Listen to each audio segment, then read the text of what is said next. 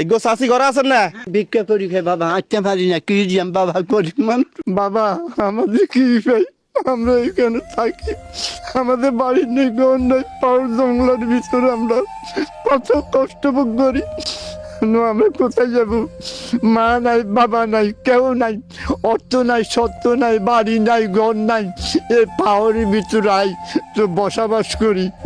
আল্লাহ আপনারা যদি কোনো রকম আমাদেরকে যদি সহযোগিতা করেন, আমাদের চলবার মতো কোনো কিছু নাই। চাষি আপনার বড় ছেলে নাই? না বাবা, আমার একটা ছেলে নাই, একটা মেয়ে আছে, আর আমার কেউ নাই।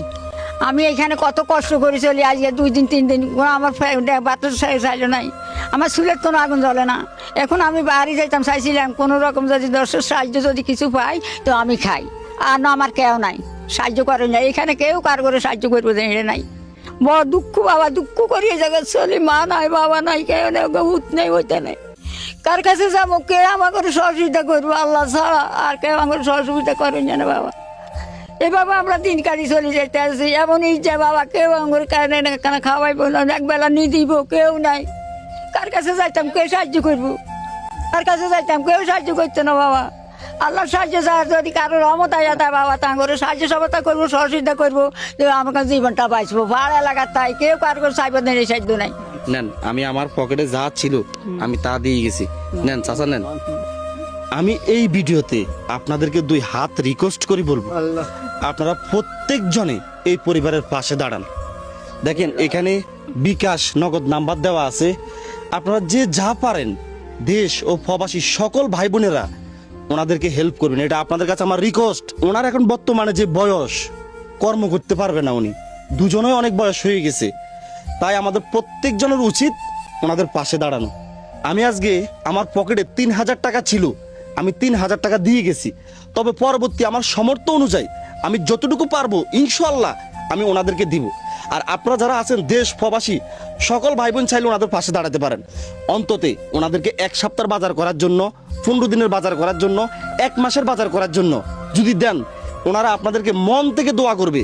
ওনারা যে অঞ্চল আছে এটা এত দরিদ্র এলাকা, এখানে যে ওনাদেরকে আরেকজন হেল্প করবে এরকম কেউ নাই, কারণ সবাই এখানে গরিব। এখান থেকে 5-10 কিলোমিটার পাহাড় বেয়ে যাওয়ার পর তারপরে মেন রোড পা, সেখানে মানুষের কাছ থেকে সাহায্য চা। দৈনিক চাষি কত টাকা পান? হাই বাবা, কোনোদিন 300, কোনোদিন 400, এর অতিরিক্ত মানুষ দেয় না। মানুষকে মাফ করে না, তাকে ফিরিয়ে দেয়, তো আমি কি করবো? চলি আলে তো খামো করতুন, যা দেয় তা মানি চলি আর শুকর করি আল্লাহর কাছে। আল্লাহ তুমি রিজিকের মালিক, তুমি চাচি, আমরা যেহেতু আপনাদের সন্ধান পাইছি, আপনারা চিন্তা করেন না, আল্লাহ আমরা এখানে আসি আপনাদের খবর নেব। হ্যাঁ, আমার সমর্থ অনুযায়ী আমি যা পারি, এবং আমার ভিডিও যারা দেখে তারা অত্যন্ত আমাকে ভালোবাসে, আমার কাজগুলোকে ভালোবাসে। আমার বিশ্বাস ওনারা প্রত্যেকজন আপনাদের পাশে দাঁড়াবে। আল্লাহ রে, আল্লাহ কত খুশি হয়েছি রে বাবা। বাহারে আমার বেশি বাহারে যেতাম, ভিক্ষা করতাম, হারি না, আসতাম, চলতাম, হারি না।